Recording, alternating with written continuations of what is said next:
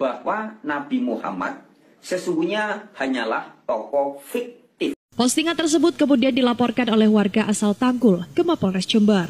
Islam bahas Kristen itu namanya dakwah, tapi kalau Kristen bahas Islam itu namanya penistaan dan harus ditangkap.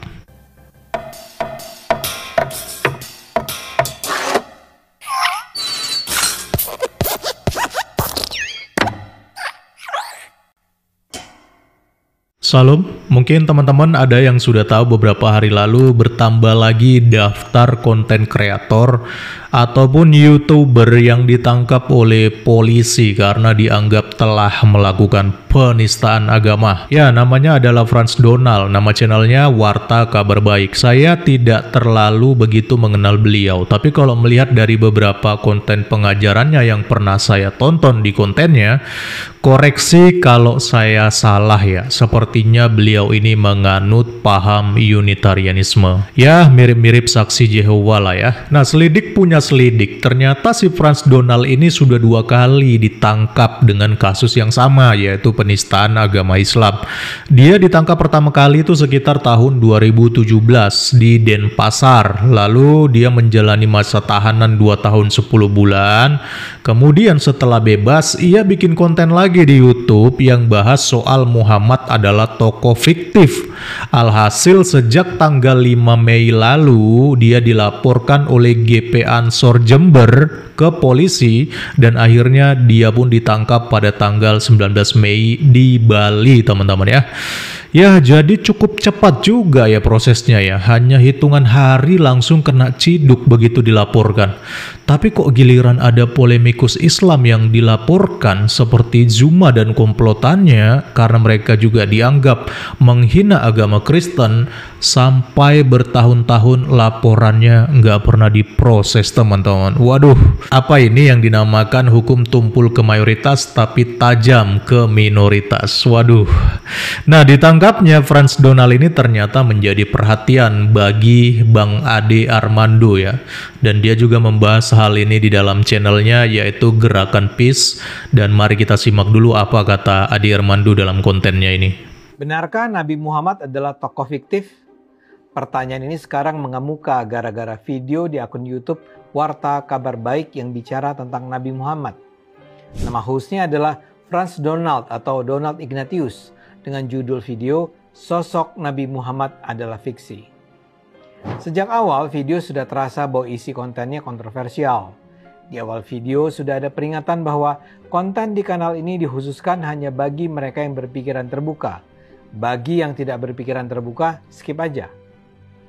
Dalam video berdurasi sekitar 10 menit itu, Donald menyatakan Nabi Muhammad adalah tokoh imajinasi yang tidak sungguh-sungguh pernah ada dalam sejarah.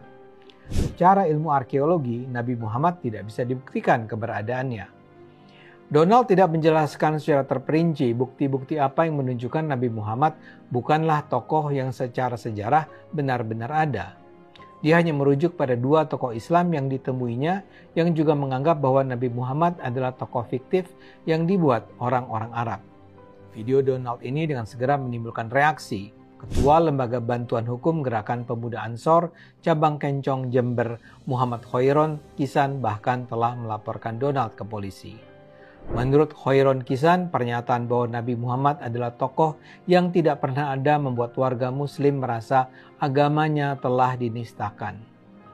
Menurutnya, Nabi Muhammad merupakan orang suci yang telah menyebarkan agama Islam. Jika dianggap fiktif, maka hal itu akan menyakiti perasaan umat muslim. Sekedar catatan, ini bukan kali pertama Donald berurusan dengan hukum. Pada 2017, Donald bahkan masuk penjara selama 2 tahun karena dianggap terbukti menistakan agama. Ketika itu Donald dinyatakan menista Islam dengan mengatakan bahwa ajaran Islam adalah ajaran khayalan, tipu muslihat, sohibul hikayat, penipuan sepanjang zaman. Menurut Donald, Ustadz Arifin Ilham, Ustadz Yusuf Mansur, Mama Dede, Ustadz Zakir Naik adalah pembohong, pendusta, penipu. Islam yang bicara surga adalah agama imajinasi yang timbul dari sampah pikiran manusia, ujar Donald. Apakah kali ini Donald akan kembali digiring ke penjara? Mudah-mudahan sih tidak. Pernyataan Donald hanyalah opini yang bisa benar, bisa salah. Sekedar catatan, saat ini sebenarnya dalam kajian-kajian Islam di Barat memang berkembang keraguan tentang keotentikan Nabi Muhammad. Studi-studi ini biasanya berasal dari kalangan akademisi Barat yang menggunakan pendekatan historis kritis untuk menelaah asal-usul Islam dan tokoh Muhammad. Mereka ini disebut sebagai kaum revisionis. Menurut mereka, apa yang disebut sebagai sirah Nabi atau sejarah hidup Nabi Muhammad yang paling awal seperti karya Ibnu Ishaq baru ditulis sekitar 100-150 tahun setelah wafatnya Nabi Muhammad. Sebelumnya, tidak ada catatan tertulis tentang hidup Nabi. Karena itu, kata mereka, dalam 150 tahun itu bisa saja terjadi pembelokan penulisan sejarah atau dimasukkannya mitos-mitos ke dalam kehidupan Nabi. Namun, pendekatan kaum revisionis ini juga tidak diterima oleh mayoritas peneliti Islam. Sejumlah sejarawan seperti Fred Donner dan Angelica Neuwirth tetap menerima keberadaan historis Muhammad, meskipun mereka juga tidak sepenuhnya percaya dengan kisah-kisah Nabi yang selama ini diterima sebagai kebenaran. Jadi studi-studi ini tidak menyatakan Nabi Muhammad tidak pernah ada, tapi mempertanyakan sejauh mana kisah Nabi itu dapat dibuktikan kebenarannya secara historis. Mari kita terbuka terhadap perbedaan pendapat. Oke, berdasarkan apa yang disampaikan oleh Ade Armando ini, setidaknya ada beberapa poin penting yang perlu kita garis bawahi. Yang pertama, dari awal sudah di disclaimer bahwa konten ini hanya bagi yang punya pemikiran terbuka. Jadi bagi yang tidak terbuka, silakan di skip aja. Lalu yang kedua, Frans Donald, dia tidak berdiri sendiri di dalam membahas soal Nabi Muhammad tokoh fiksi atau bukan. Tetapi dia memakai referensi atau memakai rujukan dari dua tokoh Islam yang memiliki pandangan yang sama bahwa Muhammad adalah tokoh fiktif. Jadi kesimpulan yang kita dapat dari poin yang dipaparkan oleh Ade Armando ini adalah sebenarnya Frans Donald hanya menyampaikan pendapatnya saja atau sedang beropini tentang Muhammad, ya. Jadi masih sebatas hipotesa, bukan kesimpulan final bahwa Muhammad adalah tokoh fiktif. Dan ini masih terbuka untuk dikoreksi ataupun dibantah. Dan harusnya opini seperti ini cukup ditanggapi dengan kepala dingin aja dan nggak perlulah sampai harus main lapor dan tangkap-tangkap seperti itu. Jadi tinggal diluruskan saja kalau memang opininya Frans Donald itu salah, ya. Luruskan berdasarkan kajian-kajian ilmiah sehingga orang lain pun akhirnya teredukasi dan akhirnya mereka mengerti mana yang benar dan mana yang salah. Cobalah belajar dari orang-orang Kristen. Ketika agamanya dibahas dan dipertanyakan, kita lebih memilih meluruskan daripada melaporkan. Kecuali kalau arahnya sudah pada penghinaan dan penistaan yang berat, ya itu sudah masuk ranah hukum.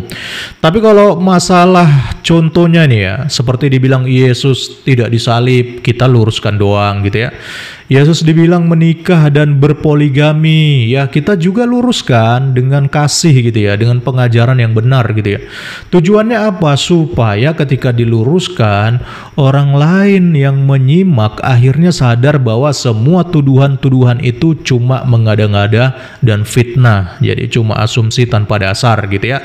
Dan akhirnya orang lain pun teredukasi dan mengerti mana yang benar dan mana yang salah. Cuman ya memang kalau dia sudah masuk ranah menghujat seperti Juma dan komplotannya, itu beda cerita. Memang sudah selayaknya mereka ini dilaporkan karena narasi-narasinya sudah mengandung unsur penistaan.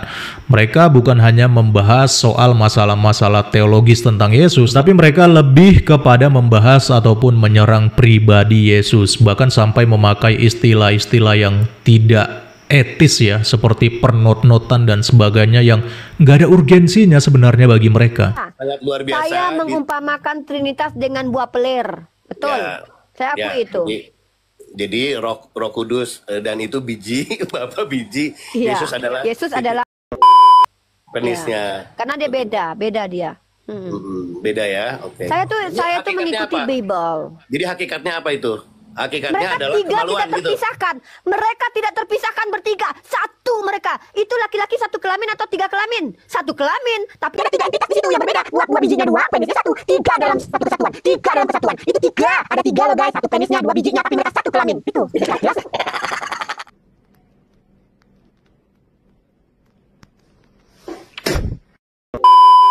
Tapi teman-teman, setidaknya dari kasus ini mengingatkan kita kembali satu hal ya, bahwa kalau Islam bahas Kristen itu namanya dakwah, tapi kalau Kristen bahas Islam itu namanya penistaan dan harus ditangkap.